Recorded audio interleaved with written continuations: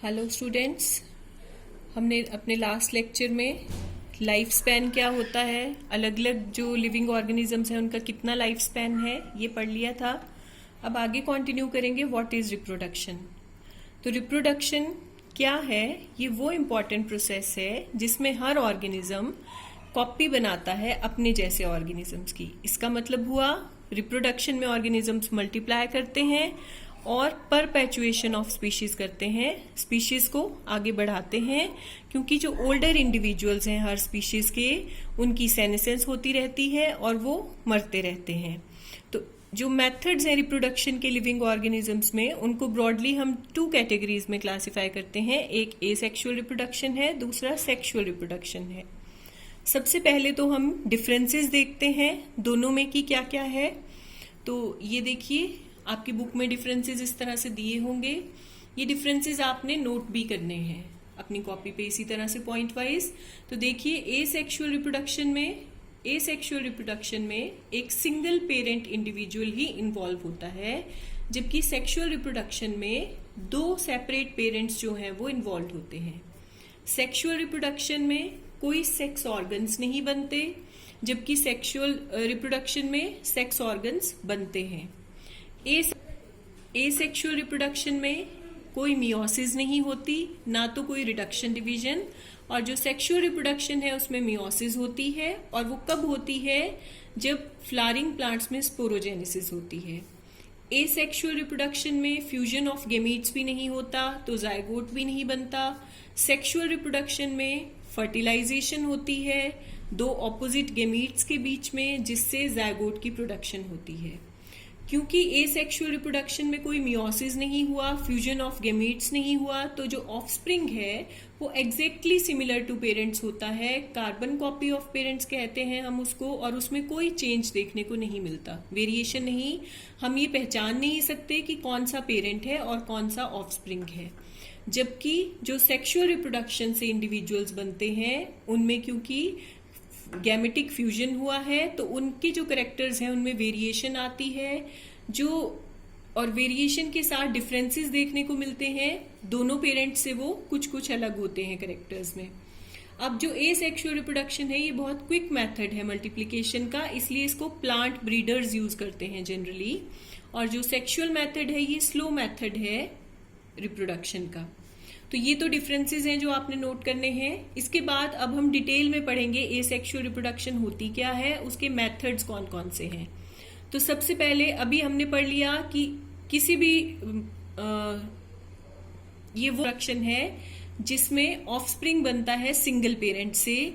इसमें कोई fusion of gametes नहीं होती। जो यंग वन है उसको पेरेंट के सारे जीन्स मिलते हैं, क्योंकि वो सिमिलर है, एग्जैक्टली सिमिलर है पेरेंट्स के, तो इस प्रोसेस को हम एगैमोजेनी भी कहते हैं। ये काफी पुराना मेथड है रिप्रोडक्शन का, और इसमें जो डिवीजन है वो माइटोटिक सेल्स में ही होती है, और इसीलिए इसको सोमैटोजेनिक रिप्रोडक्शन भी कहते हैं। जो ऑफस्प्रिंग बनता है एसेक्सुअल रिप्रोडक्शन से उसको हम क्लोन कहते हैं, क्योंकि वो एग्जैक्टली पेरेंट्स के जैसा ही दिखता है। तो अब ये जो एसेक्सुअल रिप्रोडक्शन है ये डिफरेंट टाइप्स की है, अलग अलग इसमें टाइप्स हैं, जिसमें फर्स्ट है बाइनरी फिजन। बाइनरी फिजन में क्या होता है?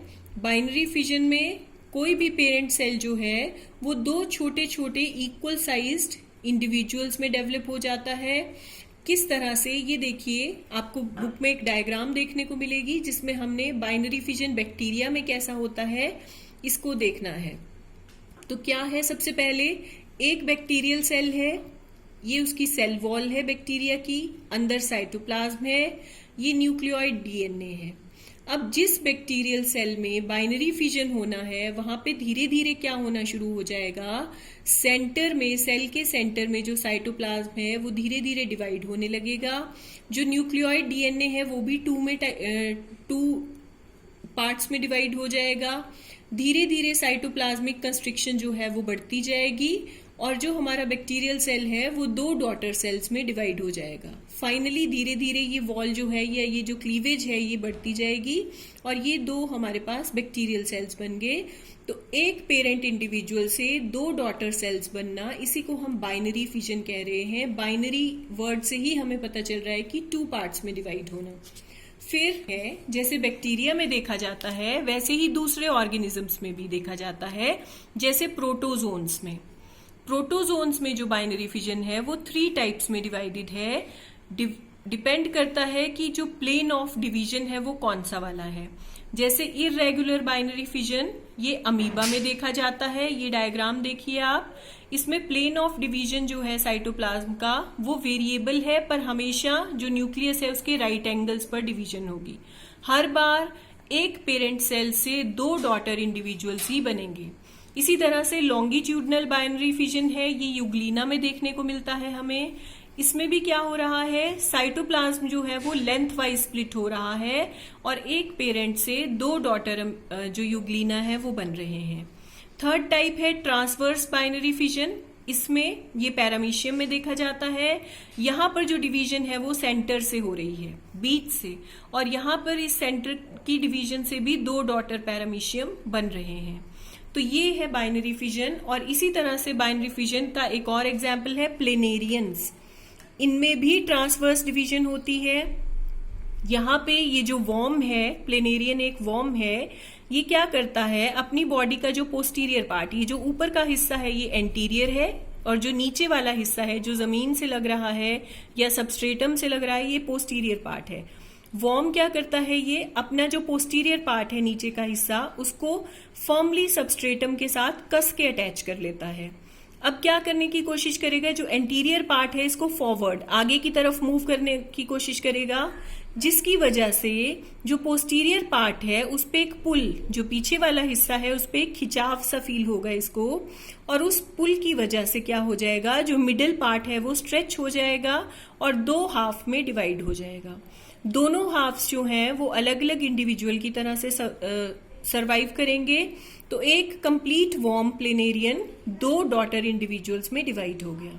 होमवर्क क्या है आपके लिए, आपने क्या करना है, अब सबसे पहले तो डिफरेंसेस नोट करने हैं, उसके बाद आप एसेक्सुअल रिप्रोडक्शन की डेफिनेशन लिखेंगे। डेफिनेशन लिखने के बाद आप टाइप्स ऑफ एसेक्सुअल में हमने आज बाइनरी फिजन किया है, तो आपने बाइनरी फिजन के ऊपर शॉर्ट नोट लिखना है।